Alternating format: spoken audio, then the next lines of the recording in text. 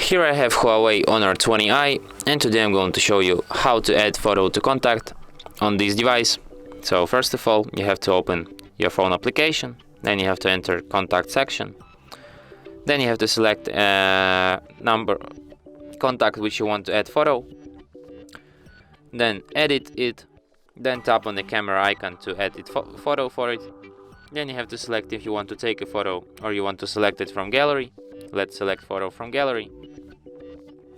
Then you have to select your photo, then you can adjust it here,